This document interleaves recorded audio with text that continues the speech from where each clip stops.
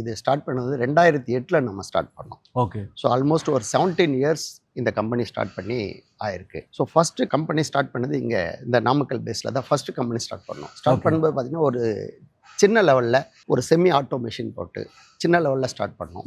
அதுக்கப்புறம் கொஞ்சம் கொஞ்சமாக படிப்படியாக வளர்ந்து நாமக்கல்லில் இங்கே ஒரு நல்ல பெரிய ஃபேக்ட்ரி நம்ம இங்கே பண்ணியிருக்கிறோம். அடுத்தது கிருஷ்ணகிரியில் ஒரு ஃபேக்ட்ரி பண்ணியிருக்கிறோம். சென்னையில் ஒரு ஃபேக்ட்ரி பண்ணியிருக்கிறோம்.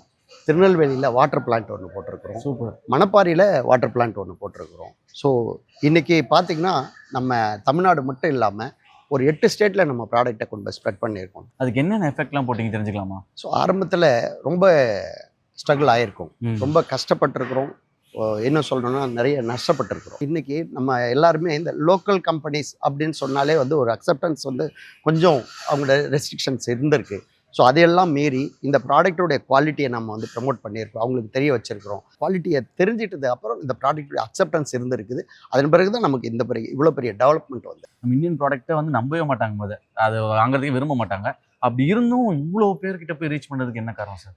என்னன்னா, இப்போ யாராவது பேச்சு வாக்கில் கூட பேசும்போது பார்த்தீங்கன்னா இது லோக்கல் கம்பெனி, அது என்னப்பா லோக்கல் கம்பெனி அப்படி சொல்லுவாங்க இல்லைங்களா? ஸோ இந்த தாட்டை முதல்ல வந்து பிரேக் பண்ணணும். ஸோ இதுதான் நம்ம எம்டியோடைய மிகப்பெரிய தாட். அதனால தான் இவர் என்ன பண்ணியிருக்காருன்னா, இந்த குவாலிட்டி வைஸ் நம்ம ப்ராடக்ட் நல்ல ப்ராடக்டை கொடுக்குறோம். ஸோ எம்என்சி கூட போட்டி போடுற அளவுக்கு நம்மகிட்ட ப்ராடக்டில் குவாலிட்டியை கொடுத்ததுனால மக்கள்கிட்ட அக்செப்டன்ஸ்